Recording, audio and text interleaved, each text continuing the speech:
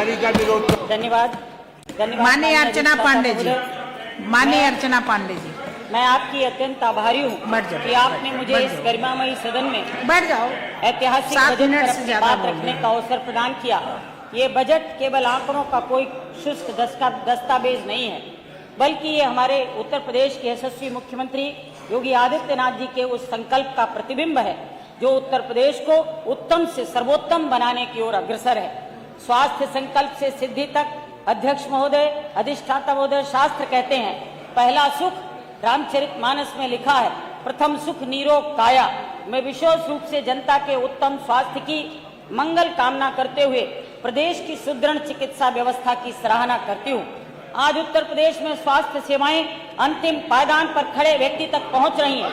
चिकित्सा बुनियादी ढांचा जहां 2017 में हमारे पास 4,540 MBBS सीटें थी, आज मुख्यमंत्री जी के विजन से वह आंकड़ा 12,800 पार कर चुका है।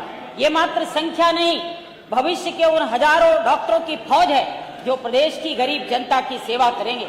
असाध्य रोगों का उपचार हो रहा है।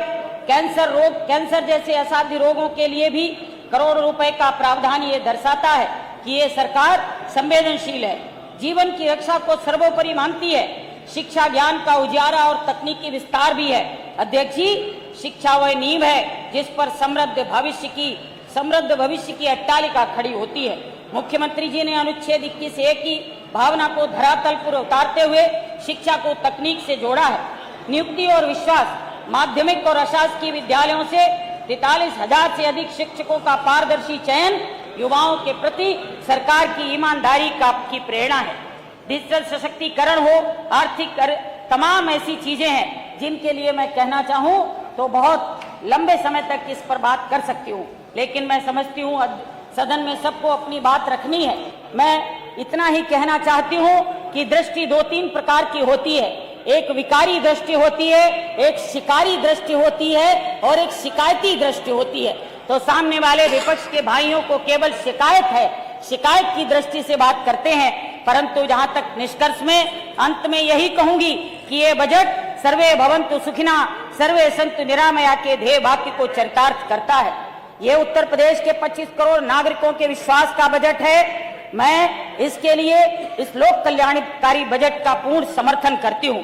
अंत में अपने उत्तर प्रदेश के यशस्वी मुख्यमंत्री जी तथा वित्त मंत्री जी को धन्यवाद करते हुए कहना चाहती हूँ कि नेता कौन जो अनीत से लड़ता हो, जो दुर्गुणों से दूर रहता हो, जो काल की चाल को बदल देता हो, जिसमें जोश के साथ होश भी हो, जिसमें राष्ट्र के लिए बलिदान की आस्था भी हो, जो समस्याओं का समाधान भी हो, जो प्रेरक इतिहास रचता हो, जो बातों का बादशाह नहीं करके दिखाता हो।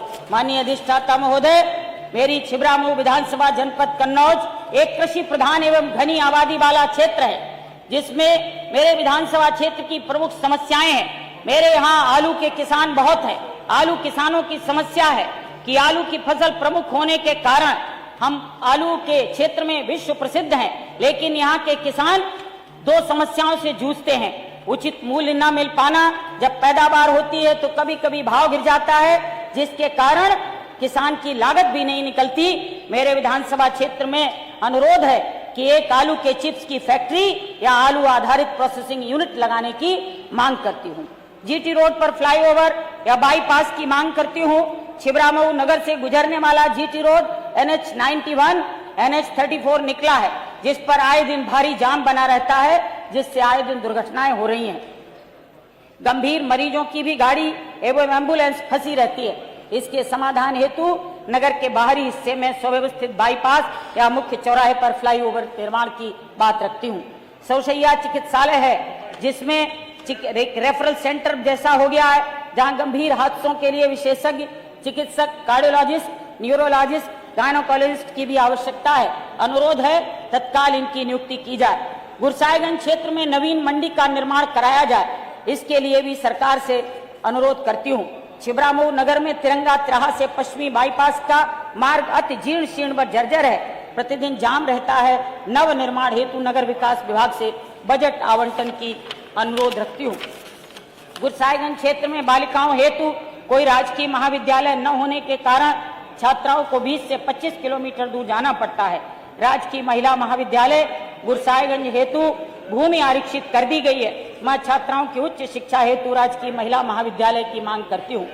गुरसाहिबगंज नगर में आए दिन पूर्व क्रॉसिंग पर जाम रहता है, जिसके लिए फ्लाईओवर की मांग करती हूँ। मेरे विधानसभा क्षेत्र में बिजली की ओवरलोडिंग की भी गंभीर समस्या है, जिसके कारण किसानों, ग्रामीण उपभोक्ताओं को ओवरलोड ट्रिपिंग के कारण रोस्टर के अनुसार आपूर्ति नहीं मिल पा रही है, जिसके लिए कसावा, समधन, तेरा जाकट 33 केबी फीडर बनाए जाने की भी मांग रखती हूँ। छिबरामऊ तालग्राम मार्ग लंबाई 18 किलोमीटर जो आगरा लखनऊ एक्सप्रेसवे को जोड़ता है, जिस पर अधिक संख्या में छोटे बड़े वाहन चलते हैं, जिसकी 2 लेन चौड़ीकरण मार्ग की अति आवश्यकता है, जैसे प्राथमिकता के आधार पर 2 लेन चौड़ीकरण मार्ग के निर्माण की भी मांग रखती हूँ। इसी के साथ बहुत बहुत धन्यवाद, बहुत बहुत आभार।